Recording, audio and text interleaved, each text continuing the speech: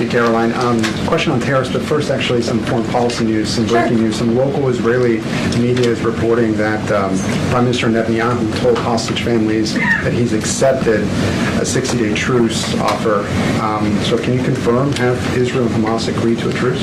I can confirm that Special Envoy Witkoff and the President submitted a ceasefire proposal to Hamas that Israel backed and supported. Israel signed off on this proposal before it was sent to Hamas. I can also confirm that those discussions are continuing, and we hope that a ceasefire in Gaza will take place so we can return all of the hostages home, and that's been a priority from this administration from the beginning. I won't comment further as we are in the midst of this right now. So to be clear, you don't know if Hamas has accepted it yet? Not to my knowledge, but certainly if that becomes the case and this ceasefire goes into effect, you'll hear it directly from myself, the President, or Special Envoy Witkoff. And on tariffs, Kevin Hassett earlier this morning, he brushed off a legal ruling, called it a hiccup, and he said that trade deal negotiations would continue. Why would other countries continue these trade deal negotiations given the ruling? Because other countries around the world have faith in the negotiator-in-chief, President Donald J. Trump. And they also probably see how ridiculous this ruling is, and they understand that the administration is going to win, and we intend to win. We already filed an emergency appeal. We expect to fight this battle all the way to the Supreme Court. These other countries should also know, and they do know, that the President reserves other tariff authorities, Section 232, for example, to ensure that America's interests are being restored around the world. But I can confirm that our ambassador for trade, Jamison Greer, already heard from countries around the world this morning who said they intend to continue with these negotiations. Peter. Thank you, Caroline. So many of the president's plans right now are being blocked by courts. If the courts are going to be the ones who are shaping policy, does the president wish he would have just become a judge instead? I think the president would take this job over being a judge, and certainly the president is acting within his authority. He wishes judges would do the same. But so the courts are basically telling you guys they think that the White House's policies, the president's policies, are in some way against the law. So why can't President Trump ask the Republicans that control the House and the Republicans that control the Senate just to make a new law? Well, these laws have already been granted to the president by the Constitution and by laws that have been previously passed. I'll give you another example. For instance, we've been blocked in court for the revocation of visas from individuals who have the privilege of studying in the United States of America. Secretary of State Rubio has simply used his authority to revoke those visas, to revoke that privilege, and we've seen the courts try to block that. So if these judges want to be the Secretary of State or they want to be the president, they can run for office themselves. It should be the other way around. But all of the actions the president has taken rely on legal authorities that have already been granted to him by our nation's existing laws. And on a different topic, there are some folks in President Biden's inner circle who are now in talks with Republicans in Congress to give interviews about how they may have handled President Biden's decline. Is the president satisfied with aides only sitting for these transcribed interviews, or would he also like to see some kind of testimony from the former First Lady, Dr. Biden? I think, frankly, the former First Lady should certainly speak up about what she saw in regards to her husband and when she saw it and what she knew. Because I think anybody looking, again, at the videos and photo evidence of Joe Biden with your own eyes and a little bit of common sense can see this was a clear cover-up. And Jill Biden was certainly complicit in that cover-up. There's documentation, video evidence of her clearly shielding her husband away from the cameras. They were just on The View last week. She was saying everything is fine. She's still lying to the American people. She still thinks the American public are so stupid that they're going to believe her lies. And frankly, it's insulting, and she needs to answer for it. Ouija. Thank you, Caroline. President Trump was asked what he thought about Elon Musk's claim that the big, beautiful bill increases the budget deficit and undermines the work of DOGE. And the president didn't actually comment on those remarks. He just talked about the need to support the bill. So what does the president think about what Elon Musk said? Well, the president is very proud of the one big, beautiful bill, and he wants to see it pass. He wants the Senate to get to work on it and send it to his desk as quickly as possible. Of course, as you know, Elon Musk announced last night his departure as an official special government employee from the Trump administration. We thank him for his service. We thank him for getting DOGE off of the ground, and the efforts to cut waste, fraud, and abuse will continue. So he doesn't have any comment about Musk saying it adds to the deficit and it undermines all his work? The president commented on this. I commented on it. I told you that this bill saves $1.6 trillion according to the Council of Economic Advisors and the analyses that the president believes in. So he gave a comment, I gave a comment. Just because you don't like that comment doesn't mean it's not a comment. Rachel. Thanks, Caroline. Back on trade, I know you said the White House is going to fight this ruling in court. Is the administration actively reviewing other avenues, other options to carry out the president's trade policy? The president's trade policy will continue. We will comply with the court orders, but yes, the president has other legal authorities where he can implement tariffs. However, it does not dispute the fact that the president was right to declare a national emergency when it came to fentanyl and when it came to our crippling deficits and the lack of critical supply chains here at home. That is the reasoning for the president's tariffs. And the court didn't dispute those facts, by the way. And there have been other courts that have reaffirmed the president's position. In fact, a ruling in federal court earlier this month shows that the administration is in the right, said we will win on appeal. A federal district judge in Florida ruled that IEEPA, in fact, does grant the president the authority to unilaterally impose tariffs. And 20 years ago, I will add, they are not a court, the New York Times editorial board responded to the January 2005 trade deficit of $58.3 billion by writing an editorial entitled Dangerous Deficits. And since then, our trade deficit has more than doubled. The U.S. trade deficit in January totaled a whopping $131.4 billion. So people on both sides of the aisle, pundits, lawyers, legal scholars, politicians have all agreed that it is a national emergency, our trade deficits and our lack of critical supply chains here at home.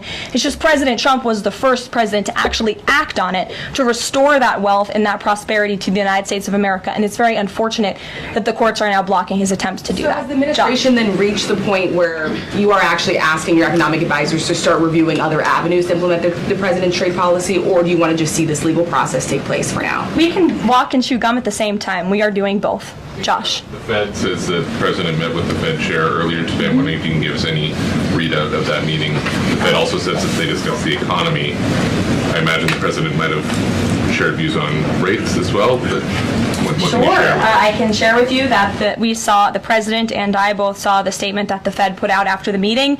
That statement is correct. However, the president did say that he believes the Fed chair is making a mistake by not lowering interest rates, which is putting us at an economic disadvantage to China and other countries. And the president's been very vocal about that, both publicly and now I can reveal privately as well. Did he speak at all about his plans for that position, but whether he would seek to move Jay Powell out of that position or keep him in until his term ends? No.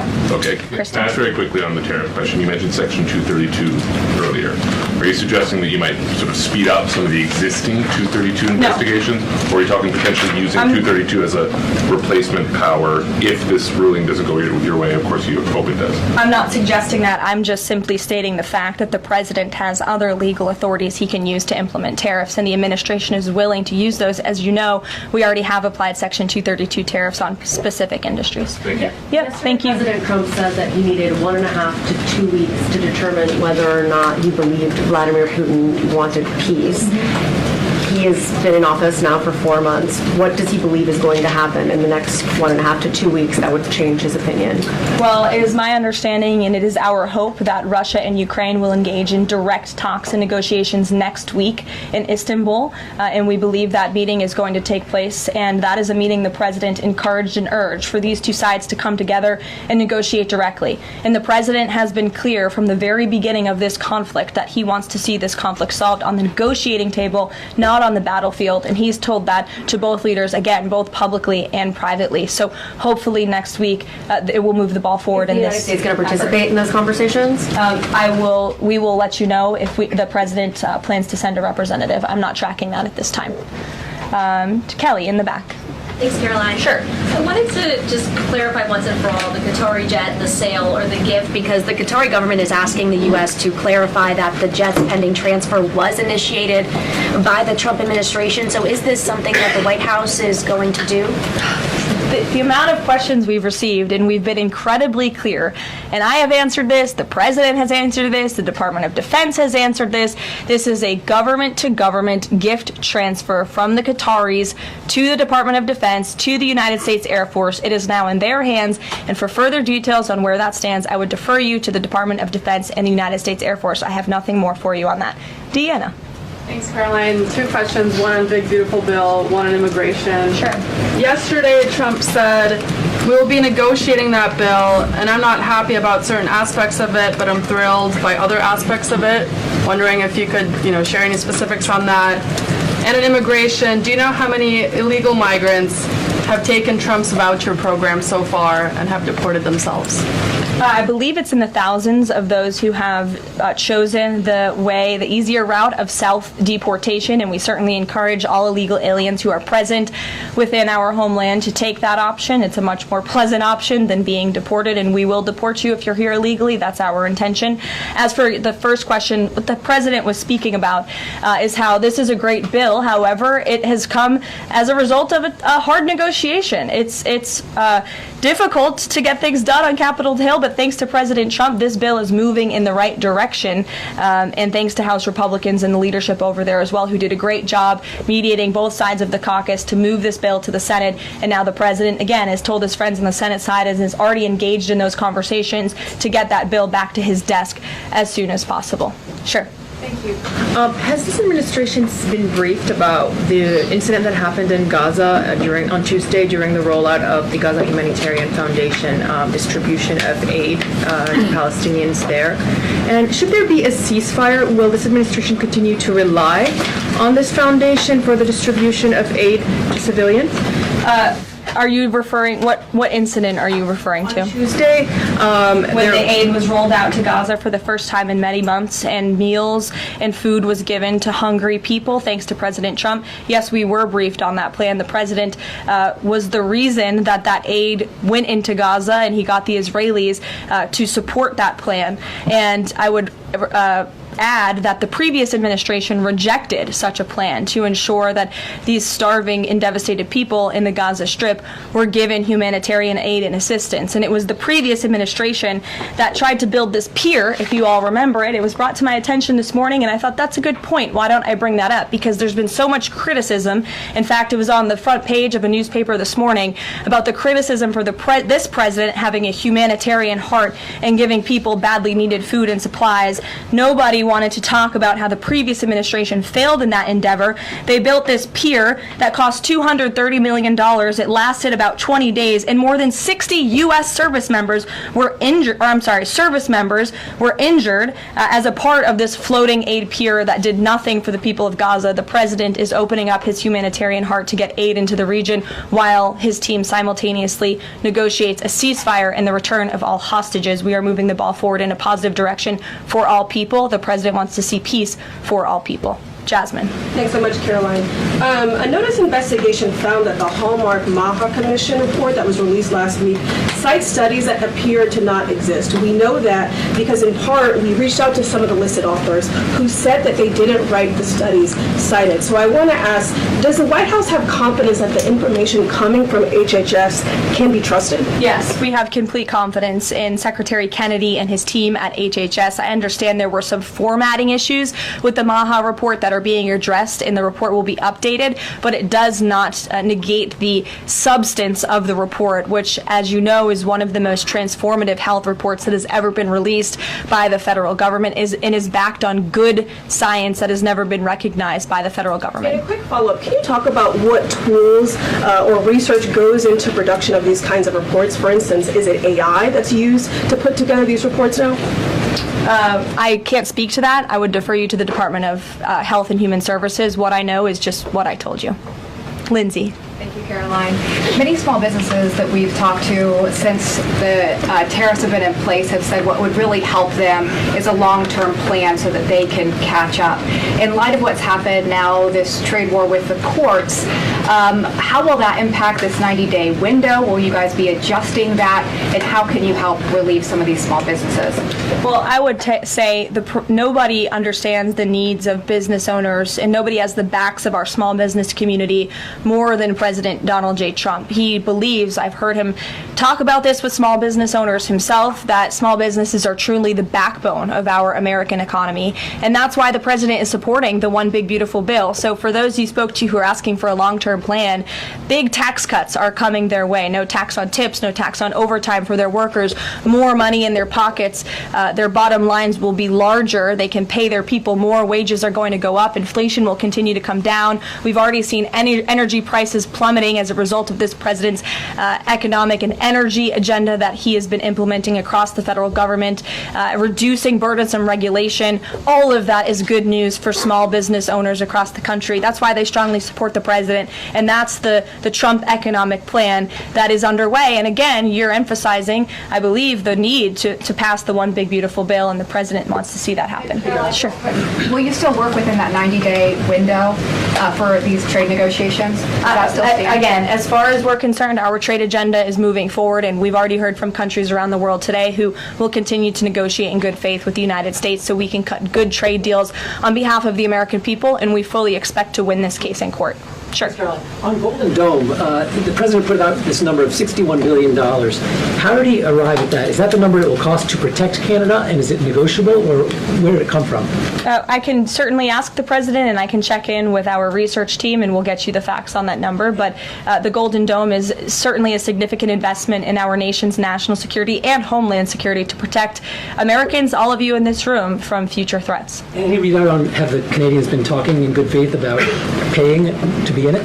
I know they've expressed some interest. Well, the president has certainly expressed to the Canadians how we are essentially subsidizing their national defense. He brought it up in his meeting with their new leader here, and as you know, we'll be traveling to Canada next month for the G7, so I expect that topic of discussion to come up on that trip as well.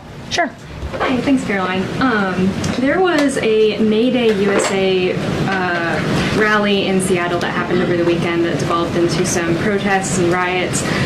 The Seattle Mayor Harrell said that it was a far-right rally held here to provoke a reaction by promoting beliefs that are inherently opposed to our city's values, which he defined as LGBT values. I know the FBI is looking into this, but has the president reached out to the mayor at all, asked him to apologize for this, and is this something that the administration would consider an example of anti-Christian bias? I'm not aware of that case. I know the FBI is looking into it, but I'm not aware of any phone calls the president may or may not have made to the mayor of that city. And then on Doge, we know that Elon Musk is leaving. Do you have an updated leadership structure for who is leading the group? Is Russ Vought involved? And what is its new mission now, if any?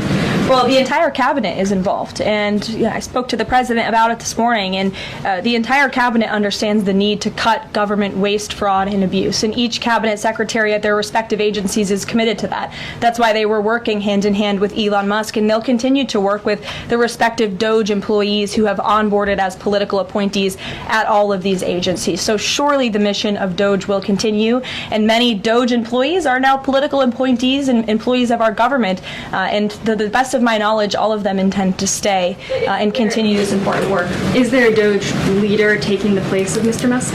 Well, again, the Doge leaders are each and every member of the president's cabinet and the president himself, who is wholeheartedly committed to cutting waste, fraud, and abuse from our government. Michael.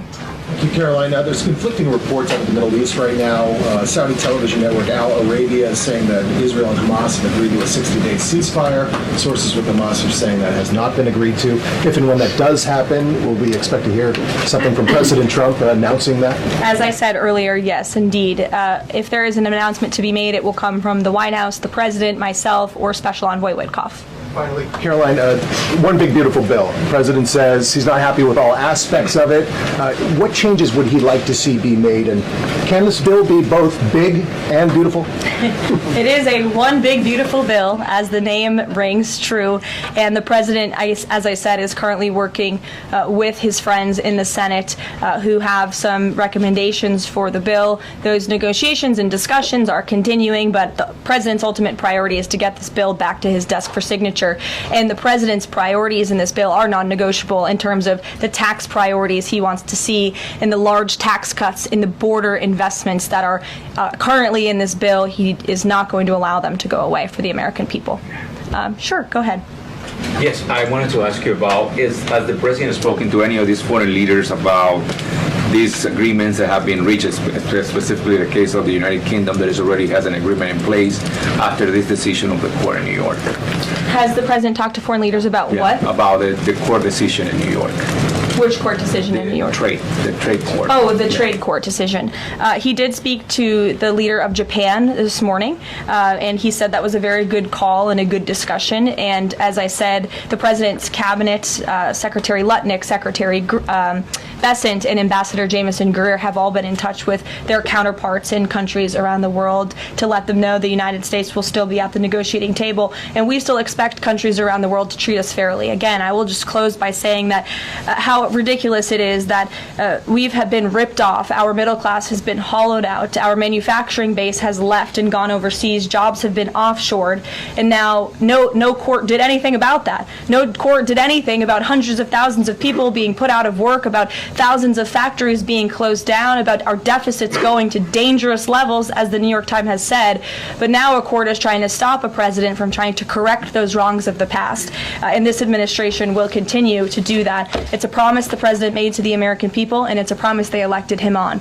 We will win this battle in court, and the president will implement his America First trade policies. Thank you, everyone.